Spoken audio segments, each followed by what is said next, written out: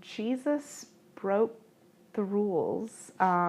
He insisted on a kind of ethics and integrity that valued relationships over rules, that placed people over institutions, and that went to that valued the place of being on the margins, for a kind of wisdom that being in the center of power cannot give us. My name is Blaedel, and I am an ordained United Methodist clergy person, and I am the Director of Spiritual Formation here at the Wesley Center. This complaint is not about myself being queer, but is about officiating a wedding. So on April 1st, I had the incredible gift of officiating a wedding for one of my very best friends and her now wife, Dana, Kayla and Dana. Kayla and I went to seminary together, and Kayla was born and raised United Methodist, was formed in the United Methodist Church, and had to leave the United Methodist Church in Oklahoma. She's now clergy in the United Church of Christ and is one of the most gifted pastors. She's the kind of person I want as my pastor, I want as a preacher in the pulpit, is just doing phenomenal ministry. And when Kayla invited me to officiate her wedding, especially because as clergy we know a lot of people who could officiate, it was such an honor, such a gift. And it was an easy decision. There was no way I was going to say no to this wedding, and it was a joy to celebrate it. Their relationship is a relationship that delights me to get to celebrate and officiate and proclaim holy and good and just and a benefit to them and to everyone who knows them. And so that was on April 1st in Oklahoma, and on April 4th, the cabinet, which is 8 district superintendents across the state of Iowa, initiated a complaint against me. The bishop called me the next day and let me know about the complaint. And so we are currently in this process of seeking a just resolution. The language of just resolution is the United Methodist Church's attempt to engage a kind of restorative rather than retributive justice. So trying to restore the relationships.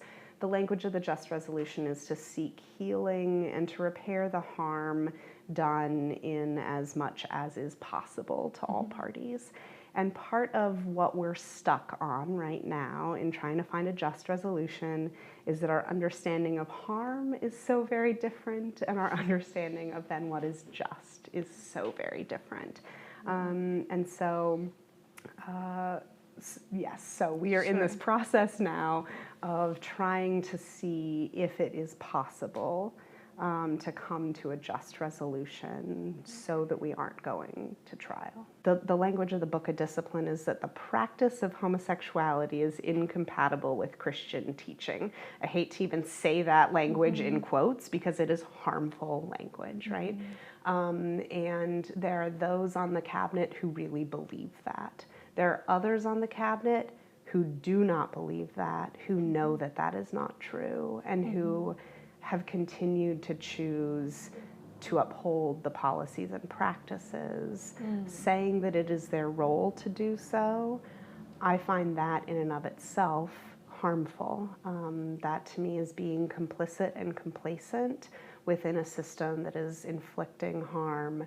I want to encourage them to boldly break those rules, to remember that they have far more options and far more possibilities than they are acknowledging, and to take thou authority. That's part of the language when one is ordained in the United Methodist Church. There's a laying on of hands, and they say to take thou authority. And I want to call on them to take their authority, to do it differently, to be part of a witness for justice, for love, for compassion, for care, even if it costs them. But my ministry here, I love what the Wesley Center is about, and I think we are standing in that legacy and kind of really working to live a legacy of risky, bold, courageous ministry that is just being the church, even if it's in spite of the church, to kind of be the ecclesia, and to practice a kind of love and justice that is faithful, whether it's endorsed by the United Methodist Church or not. And so the students I work with here are just a delight, and the board here is very supportive of me in this complaint and shares my vision for ministry. My co-workers here and my colleagues are people who also care deeply about the world and the people in it.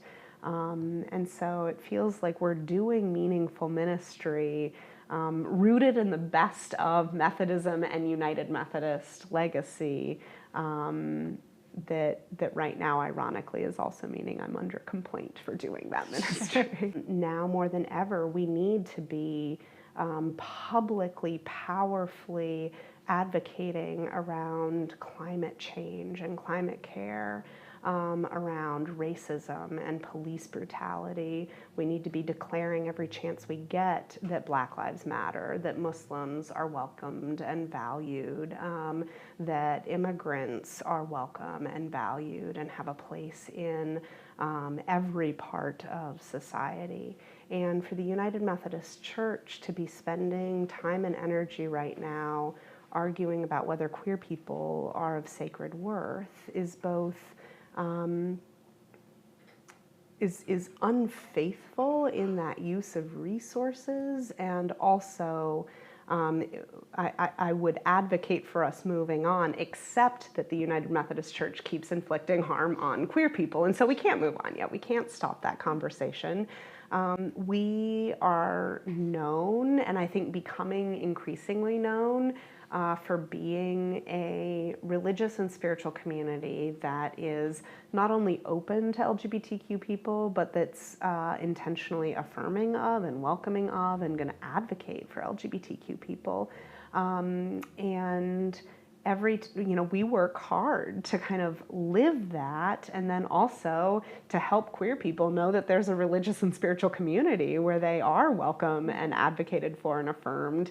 And so then for students to come to learn and really trust that when there's such deep mistrust because of these legacies and experiences of harm, for them to then see me brought up on charges for doing what I'm telling them we are called to do. Sure. At its best, it means an opportunity for that witness. But this complaint not only disrupts my ministry. I feel like you've caught a glimpse of that just in terms of I'm having to leave to attend meetings in Des Moines, and I'm taking calls, and I'm consumed emotionally and spiritually and psychologically with this complaint, and trying to constantly balance kind of this intense process with not letting it consume the ministry that ultimately matters a lot more to me than the cabinet's approval of that ministry.